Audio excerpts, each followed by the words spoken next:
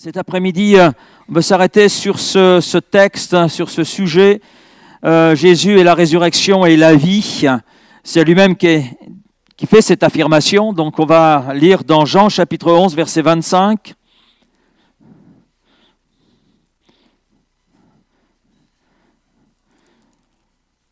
Ce chapitre 11 de l'Évangile selon Jean nous parle de la résurrection de l'ami de Jésus, Lazare.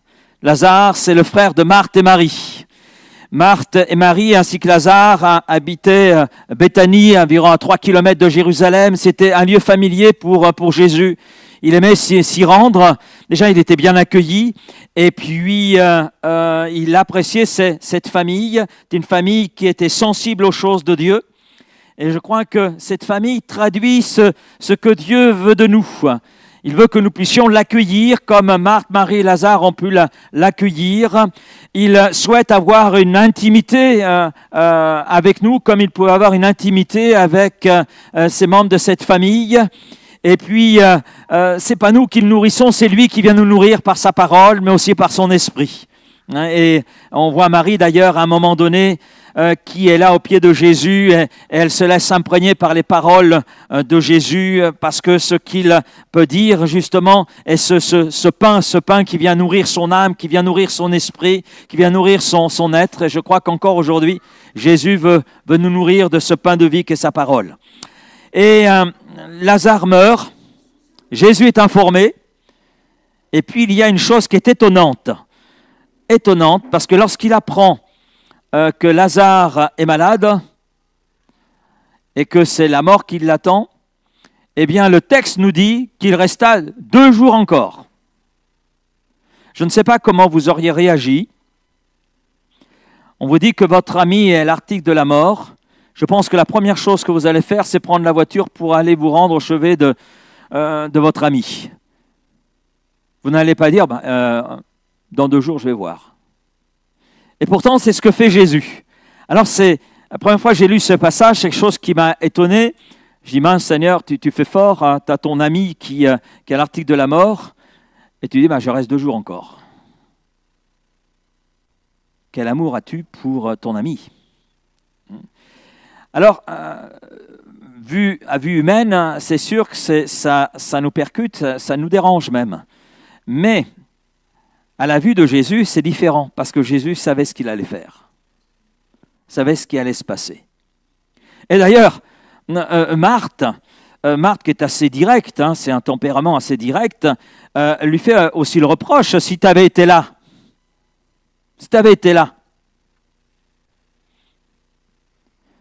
Mais ce qui est bizarre, c'est que Marthe lui dit ça, en fait, Jésus est là. Et Jésus, à partir de là, lui dit, ne t'ai-je pas dit que si tu crois, tu verras ? Tu verras la gloire de Dieu. Oui, mais je sais, le moment venu, les choses se feront, c'est vrai. C'est vrai. Oui, Seigneur, je crois que tu es le Christ, le Fils de Dieu qui devait venir dans le monde. Il n'y a pas de souci à ce niveau-là, mais là, la situation, elle est quand même difficile à vivre. Mon frère est mort. Et Jésus lui dit, « Je suis la résurrection et la vie. Celui qui croit en moi vivra, même s'il serait mort. » Et c'est la situation de Lazare. Il est mort. Il est mort, Marthe pleure, Marie pleure. L'atmosphère est assez lourde d'ailleurs, parce qu'il y a une tristesse et on peut le comprendre. Et puis il y a du monde autour, il y a une foule qui est là. D'ailleurs, le verset le plus court, nous le trouvons dans ce chapitre. Le verset le plus court, c'est « Jésus pleura ». Jésus pleura. Et la foule qui voit Jésus pleurer, eh bien, se dit certainement qu'il aimait Lazare. Il aimait Lazare. Et je pense que la foule pense en sous-entendu, s'il avait été là plus tôt, peut-être que les choses ne seraient pas arrivées. Impossible. Mais Jésus, au milieu de la douleur, dans cette atmosphère de tristesse, fait une déclaration puissante. Je suis la résurrection et la vie.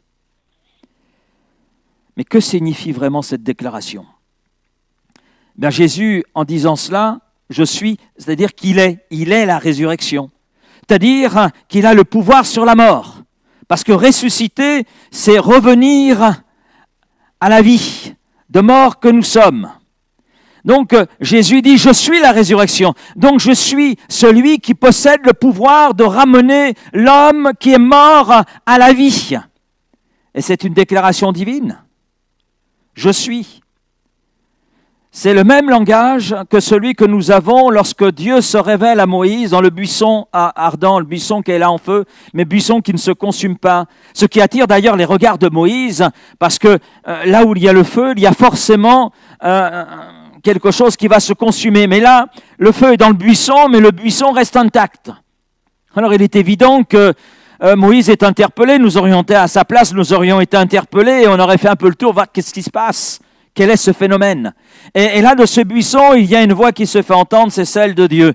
Et puis, quand Moïse dit, mais qui es-tu? Et la réponse, je suis. Je suis celui qui est.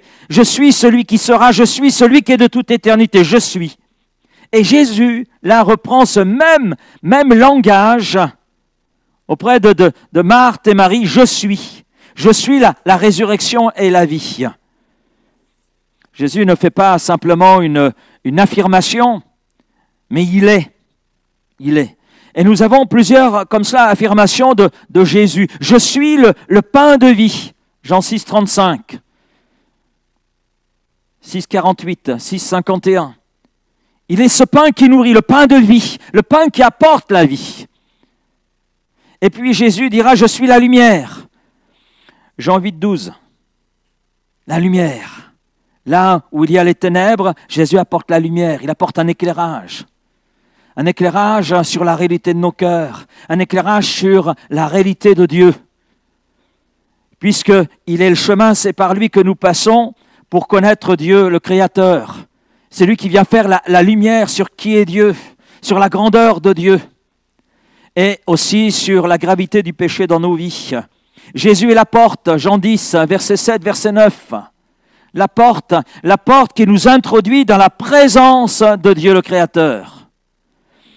Présence qui nous est bloquée à cause du péché. Mais en raison de l'œuvre de Jésus-Christ accomplie à Golgotha, la porte nous est là ouverte. C'est Jésus la porte. Celui qui vient à moi, dit Jésus, découvre le Père, découvre Dieu. Jésus est le bon berger. C'est toujours dans Jean 10, verset 11, verset 14, le bon berger. Celui qui se propose de nous conduire, celui qui nous garde, celui qui est là tous les jours avec nous dans la mesure où on place notre confiance en lui et qui nous donne tout ce qui est nécessaire à notre vie. Venez à moi, vous tous qui êtes fatigués, chargés, je vous donnerai du repos pour vos âmes. Donc il apporte le repos pour nos cœurs, il apporte le repos pour nos âmes, pour nos corps aussi. Je suis le chemin. Oui, le chemin qui conduit au salut, le chemin qui conduit au pardon de Dieu, à cette réconciliation avec Dieu. Je suis la vérité. Alors, quand on parle de la vérité, un jour, une dame est venue, elle me dit, « Pasteur, je ne suis pas d'accord avec vous. » Alors, c'est des choses qui arrivent, hein. Pas obligé d'être d'accord avec moi. Hein. L'essentiel, c'est d'être d'accord avec la parole de Dieu. Voilà. Et elle me dit, « Vous êtes trop exclusif. Quand vous parlez, il n'y en a que pour Jésus. » Ah ben je dis, c'est obligé. C'est obligé. Il est. Oui, mais quand vous dites il est la vérité, il y a quand même d'autres vérités. Ah, je dis non. Quand Jésus dit je suis la vérité, ça veut dire qu'il n'y en a pas d'autre. Il est la vérité dans le sens le plus absolu qui soit.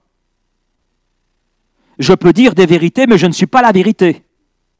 Mais Jésus est la vérité. Vivre avec Jésus, reconnaître Jésus-Christ comme son Sauveur et Seigneur, c'est connaître la vérité, c'est vivre dans la vérité. Une vérité qui nous change, une vérité qui nous transforme, qui nous amène d'ailleurs à discerner ce qu'est le mensonge en nous, qui nous amène à discerner ce qui ne va pas en nous. Et cette vérité nous change, nous transforme. Et puis il ajoute, de Jean 14, 6, « Je suis le chemin, je suis la vérité, je suis la vie. » Et puis Jésus est le vrai cep. Ah, ça c'est Jean 15, verset 1. Il est le cep, nous sommes les sarments. Et les sarments ne possèdent la vie et ne peuvent porter du fruit que dans la mesure où ils sont attachés au cep.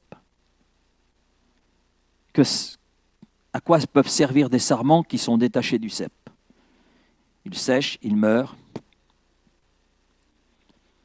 Alors que le sarment attaché au cep va recevoir la vie du cep, une vie abondante, une vie qui produit un fruit et qui va donner naissance à la vigne. Et Jésus, en disant « je suis », s'identifie à ce « je suis » de Dieu dans Exode 3,14. En disant « je suis », Jésus dit « je suis de toute éternité ». J'existais avec le monde, soit, et j'étais là quand le monde a été créé. D'ailleurs, cela va choquer les religieux à son époque, puisque Jésus dira « avant qu'Abraham fût, j'étais ». Comment ça, c'est pas possible, tu n'as que 30 ans. Oui, mais Jésus est la parole. Jésus est la parole qui était avec Dieu, la parole qui est Dieu. Il est Dieu. Il est Dieu. Et en disant « je suis la résurrection et la vie », Jésus affirme sa divinité. Il affirme sa divinité, qu'il est Dieu. Voir Jésus, c'est voir Dieu. J'aime le dire et j'aime le redire, lorsque nous lisons les évangiles, que l'on voit Jésus marcher, Jésus pleurer, Jésus faire preuve de compassion, Jésus guérir, Jésus faire des choses extraordinaires, nous voyons Dieu à l'œuvre. C'est Dieu que nous voyons. C'est d'ailleurs ce qu'a choqué un jour une dame qui m'a dit « Vous avez déjà vu Dieu, vous ?» Et je lui ai répondu « Oui ». Elle était choquée par mon « oui ». Et moi, j'ai été à la fois surpris et étonné par sa question, parce qu'elle m'a posé une question, mais elle ne voulait pas ma réponse, parce qu'elle avait déjà une réponse. Puisqu'elle m'a dit « c'est pas possible ». Donc c'est déjà qu'elle avait la réponse. Mais c'est ma réponse qui l'a surprise, et je pense qu'elle voulait un peu me provoquer. Et je lui ai répondu « oui, j'ai déjà vu Dieu. Je le vois dans les évangiles. Je le vois en chair, en os. Je vois Dieu fait homme, Dieu qui s'est humilié, Dieu qui se fait connaître à nous d'une façon étonnante, surprenante, choquante, mais c'est Dieu qui est là. Et c'est Dieu qui révèle son amour, c'est Dieu qui révèle sa compassion. C'est Dieu qui veut nous voir entrer tout à nouveau dans sa présence, présence qui nous échappait en raison du péché. Apocalypse chapitre 1er, verset 18, « Je suis vivant au siècle des siècles. Je tiens les clés de la mort et du séjour des morts. » Mais je retiens cette première partie, « Je suis vivant au siècle des siècles. » Donc lorsque Jésus dit « Je suis la résurrection », il est celui qui est en même temps la vie. Et parce qu'il est la vie, la mort est vainqueur sur la vie, est vainqueur sur la mort. Et on le voit puisque Jésus est ressuscité. La résurrection, c'est une personne. Ce n'est pas simplement un événement, c'est une personne. Vous savez, une lampe électrique sans courant est inutile. On est d'accord, hein? Vous pouvez avoir votre chargeur de téléphone, vous pouvez brancher votre chargeur de téléphone à votre téléphone, mais si le chargeur n'est pas branché à la source, vous n'allez rien recevoir. Hein? Donc, Jésus, c'est la source. C'est la source. Il est la résurrection en personne. Et la preuve, eh bien, nous l'avons en Jean 11, 43, puisque Jésus dira « Lazare, sort !» Lazare sort. Et Lazare sort. Bien sûr, il a demandé au préalable que la pierre soit roulée du tombeau, et Lazare sort. Ce qui est étonnant, c'est que Lazare sort avec toutes les bandes, tout ce qu'il faut. Il n'est pas sorti comme cela à pied, j'arrive. Non, non, c'est comme pour nous montrer que c'est vraiment un miracle. Vraiment un miracle. Ce n'est pas que Lazare s'est évanoui, ce n'est pas qu'il était dans un état particulier d'hypnose et qu'il est revenu, non, non. Parce qu'aujourd'hui, on entend toutes sortes de choses concernant ce texte et bien d'autres. Non, ce n'est pas du tout ça. Jésus montre le pouvoir qu'il a sur la mort physique. Et rien n'est trop mort pour Jésus. C'est l'application que j'en retire. Rien n'est trop mort pour Jésus. Il y a peut-être des choses en nous qui peuvent être mortes. Il y a des blessures, il y a des cicatrices, il y a des choses, des situations que nous estimons comme étant mortes. C'est-à-dire, il n'y a pas d'issue possible, il n'y a pas de réponse possible. Mais Dieu, en Jésus-Christ, est capable de ramener vie là où il y a la mort. Amen. Rien n'est trop mort pour Jésus. Alors bien sûr, on a la preuve que Jésus est la résurrection et la vie, par justement ce retour à la vie de Lazare. Mais ça va plus loin. Jésus lui-même est mort.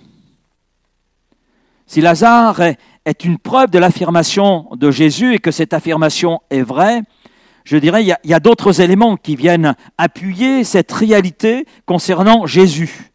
Mais appuyer la réalité, la vérité, la véracité de cette affirmation « Je suis la résurrection et la vie ». J'aurais pu citer d'autres résurrections accomplies par Jésus. J'aurais pu parler du fils de la veuve de Naïn. J'aurais pu parler c'est Luc 7, versets 11 à 17. Alors que cette veuve suit le cortège qui emmène son fils vers sa dernière demeure terrestre, il y a un deuxième cortège qui croise ce premier cortège. Oh, c'est la foule qui est là derrière Jésus, qui raconte tous les miracles qu'il accomplit, et ces deux cortèges se croisent. D'un côté, c'est la misère, c'est la mort, et de l'autre côté, c'est la joie. Et ce cortège se croise, et Jésus est placé devant la tristesse, devant la douleur de cette veuve, et il ramène à la vie son fils. Le cortège de mort se transforme en cortège de joie. Amen. Il n'y a que Dieu qui peut faire ça en Jésus-Christ.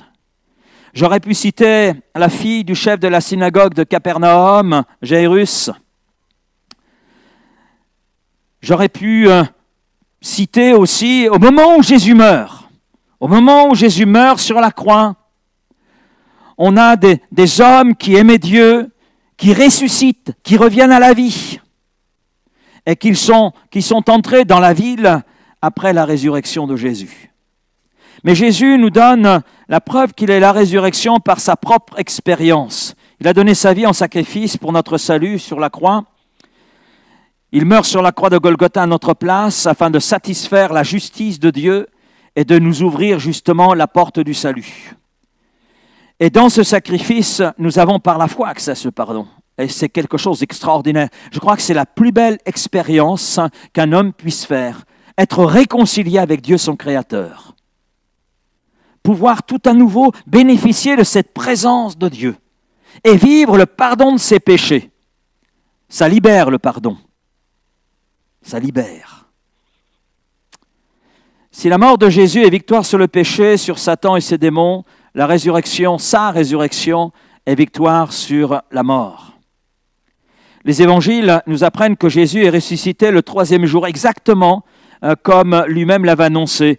En Matthieu 16, versets 21-23, nous lisons ce récit, ce passage.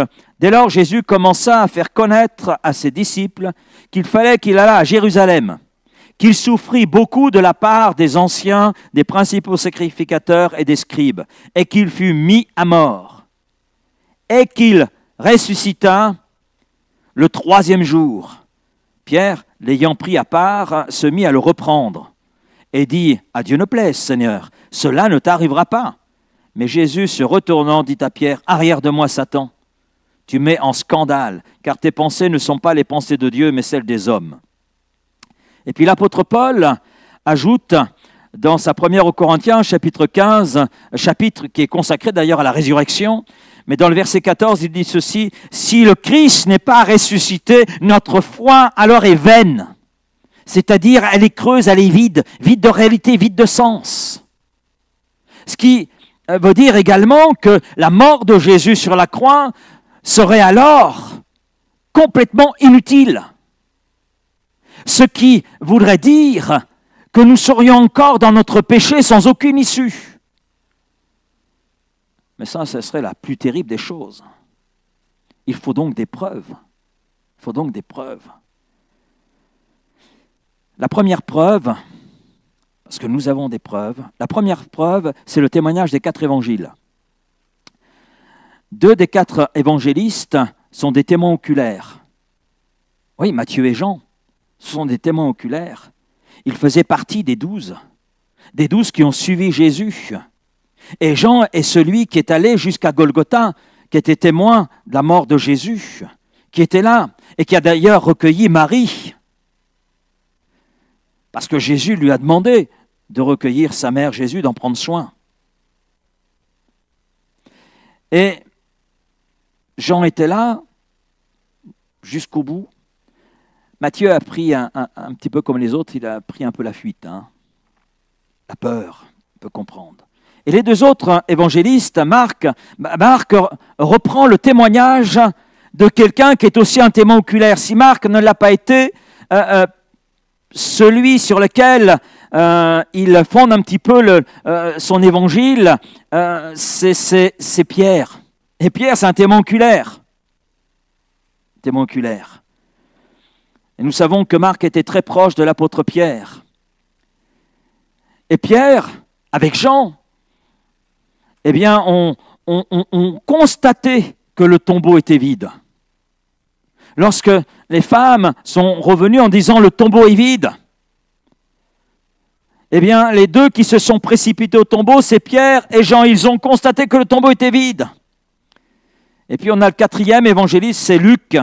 Luc, de son côté, a écrit l'évangile qui porte son nom en ayant fait une enquête, tel un détective privé ou un historien. Et il y avait à son époque quantité de témoins oculaires. Et il a recueilli ces témoignages. Il le dit lui-même. Dès les premiers versets de ce chapitre 1er de l'évangile de Luc, il parle justement de cette quantité de témoins oculaires. Il s'est appuyé sur leurs témoignages.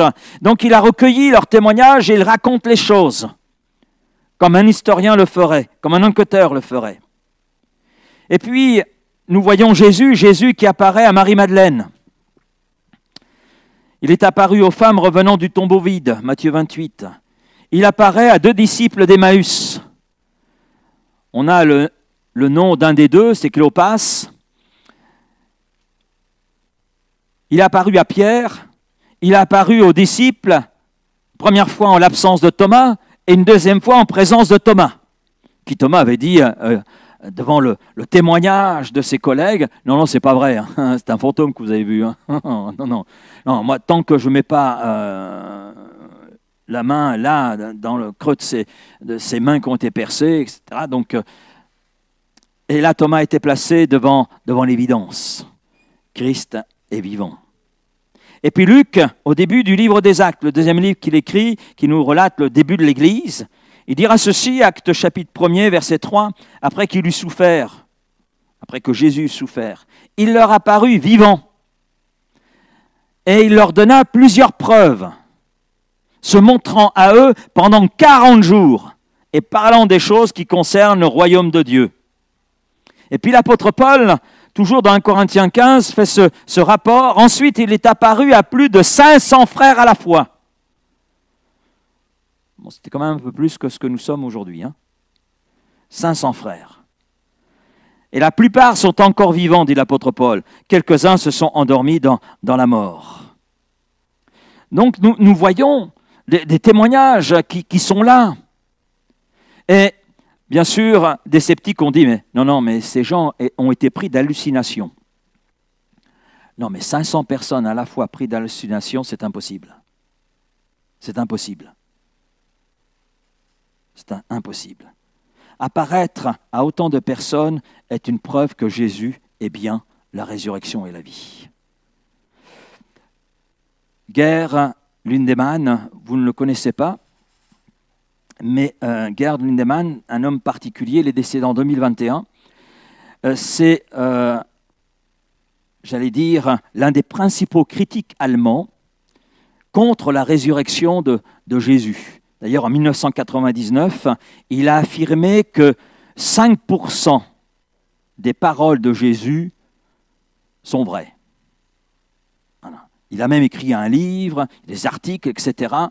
Donc, 5% des paroles de Jésus sont authentiques. Donc, c'était vraiment un critique, cet homme. Et puis, il dira, on peut considérer comme historiquement certain que Pierre et les disciples ont vécu des expériences après la mort de Jésus au cours desquelles Jésus leur est apparu comme le Christ ressuscité. Je trouvais ça intéressant, cet homme qui a combattu pendant des années le fait que Jésus était ressuscité, qui a même écrit un livre sur le sujet. Un homme qui considérait que simplement 5% des paroles de Jésus étaient authentiques. Cet homme en arrivait à dire que finalement, Jésus est vraiment ressuscité. Oui, ben je dis Amen. Le Seigneur sait convaincre les plus sceptiques. La deuxième preuve, elle est intéressante parce qu'elle vient des opposants à Jésus eux-mêmes. Les opposants à Jésus, ceux qui ont combattu Jésus, nous donnent la preuve qu'il est vraiment ressuscité. C'est eux-mêmes qui nous donnent la preuve. Les religieux qui ont poussé la foule, les religieux qui étaient là au procès disant à Pilate ce qu'il devait faire, crucifie-le, crucifie-le, qui ont préféré voir Barabbas, un criminel, être libéré plutôt que de libérer Jésus. Ah, il est évident, Jésus les dérangeait, comme il dérange encore beaucoup de gens aujourd'hui. Jésus dérangeait parce que, bien sûr, la foule venant à Jésus trouvait ce qu'elle ne trouvait pas chez les religieux. En Jésus-Christ, la foule avait des réponses à leurs besoins. Mais des réponses. Et Jésus enseignait, non pas comme les scribes et les pharisiens, pour faire mousser, mais il enseignait avec autorité, une autorité qui lui venait du Père. Et bien sûr, les gens se détournaient. Les religieux perdaient de leur aura, de leur pouvoir, leur capacité de manipulation sur les foules. Donc se débarrasser de Jésus était une aubaine. Quand Judas est venu, il dit « Je vous le livre pour quelques sous, le prix d'un esclave ». C'était formidable, formidable pour eux. Jésus leur a été porté sur un plateau. Mais en réalité, tout ça était dans le plan de Dieu pour le salut de l'homme. Alors, Jésus est mort et on s'aperçoit qu'ils ne sont quand même pas sûrs de leur coup. Eh oui. Qu'est-ce qu'ils font ? Ils vont voir Pilate. Écoute, cet imposteur a dit quand même que dans 3 jours, il allait ressusciter, donc il faut que tu fasses garder le tombeau. Et Pilate leur dit, vous savez, c'est le roi qui se lave les mains, c'est ça Pilate. C'est votre problème. Vous avez des sous, voilà, vous avez des gardes, faites le boulot. Ce n'est pas à moi de faire votre boulot. Donc, ils paient des gardes, mais ils prennent soin de sceller la pierre à l'entrée du tombeau, ils la scellent. Et ils font garder par des soldats. Qui, soldats, assistent à la résurrection? Ils sont tout tremblants, ils sont pétrifiés, ils ne peuvent rien faire, tout gardes qu'ils sont. Et ils font un rapport aux religieux. Et ces religieux vont même payer ces gardes pour mentir. Matthieu 28, on va lire un petit peu le récit. Matthieu 28, verset 11. « Pendant que les femmes étaient en chemin, quelques hommes de la garde entrèrent dans la ville et annoncèrent aux principaux sacrificateurs tout ce qui était arrivé. Tout ce à quoi ils ont assisté, complètement tremblants, pétrifiés, sans pouvoir intervenir d'une quelque façon qui soit.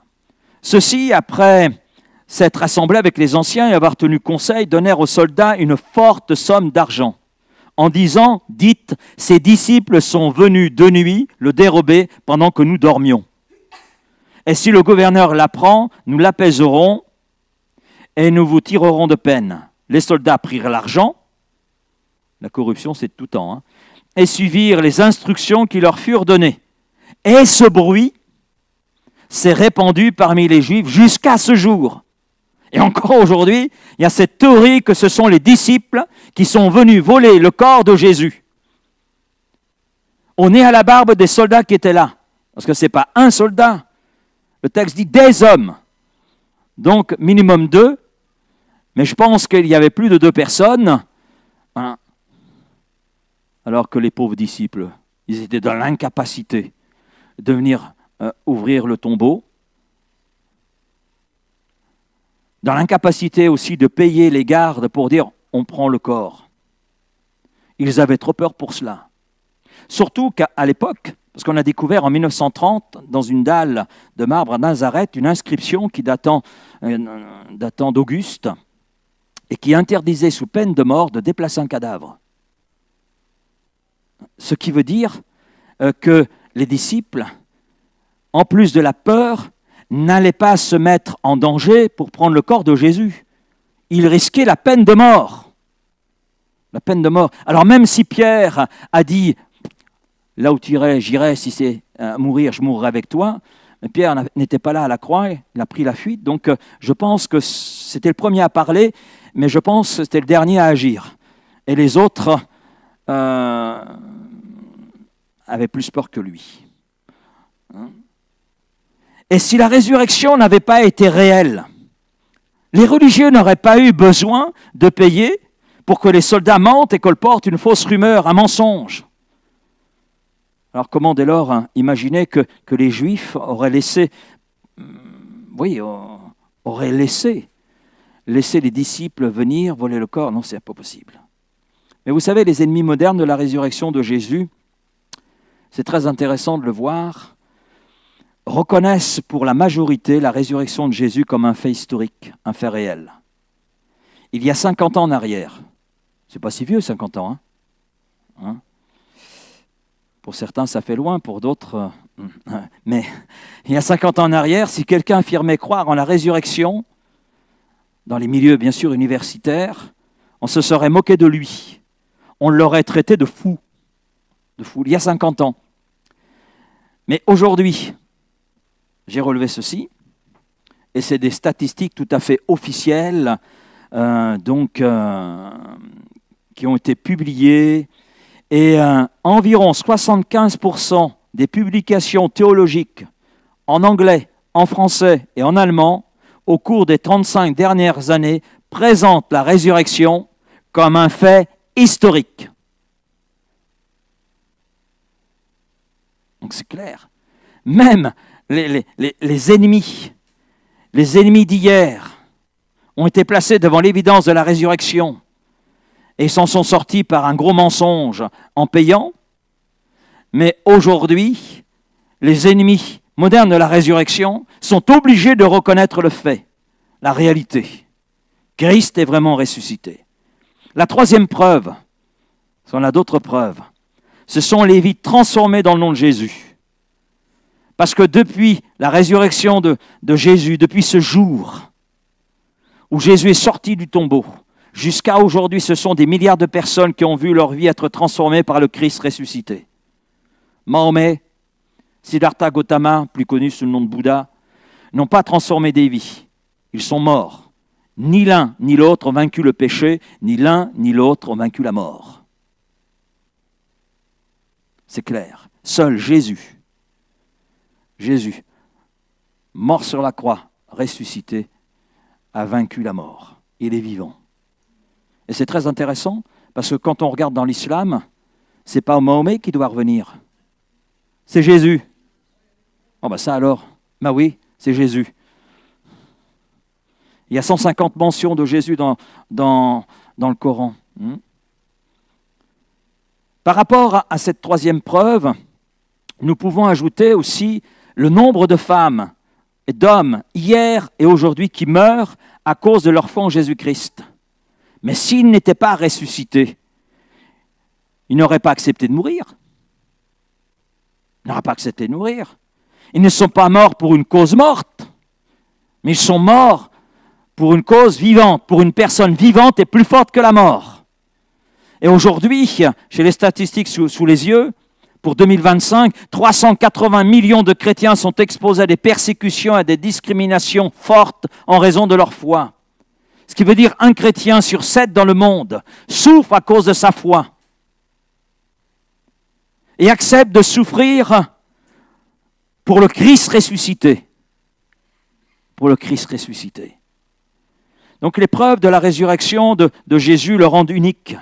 Unique au milieu des religions du monde, parce qu'aucun autre chef religieux n'a jamais affirmé une telle chose et encore moins ne dispose de preuves historiques pour l'étayer. Mais nous voyons.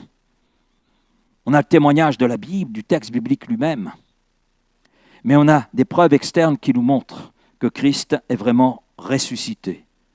Et si Jésus est ressuscité, ça veut dire que ces affirmations sont vraies et doivent être prises très au sérieux. Sa résurrection signifie que Dieu a publiquement, je dis bien confirmé la prétention que Jésus a exposée qu'il est le Fils unique de Dieu. Dieu ne reconnaît pas les hérétiques. il les condamne. Il condamne le menteur. Et si Jésus n'était pas celui qu'il prétendait être, il aurait été absurde pour Dieu le Père de le ramener à la vie. Absurde. Mais la résurrection témoigne de l'établissement par Dieu d'un unique médiateur entre Dieu et les hommes, Dieu et les pécheurs, Jésus-Christ, homme. Et c'est ce que l'apôtre Paul affirme dans 1 Timothée, chapitre 2, le verset 5. Dieu le Père a confirmé la prétention de Jésus, « Je suis le chemin, je suis la vérité et la vie, nul ne vient au Père que par moi. » Oui, Jésus est vraiment la résurrection et la vie. Et il nous accorde une vie abondante. Je suis venu afin que les brebis aient la vie et qu'elle l'ait en abondance. Et la vie de Christ, ce n'est pas une petite vie, c'est une vie qui nous permet d'affronter la mort et qui est plus forte que la mort. La vie de Christ a été plus forte que la mort. Le tombeau n'a pas pu le contenir plus de 3 jours. Exactement comme cela avait été prophétisé. Amen. Et l'éternité, ce n'est pas une prolongation de la vie. L'éternité, c'est une qualité de vie que nous recevons déjà maintenant par la foi et dans la foi. En celui qui est mort, en celui qui a souffert à cause du péché, mais en celui qui est ressuscité, qui est vivant. Amen.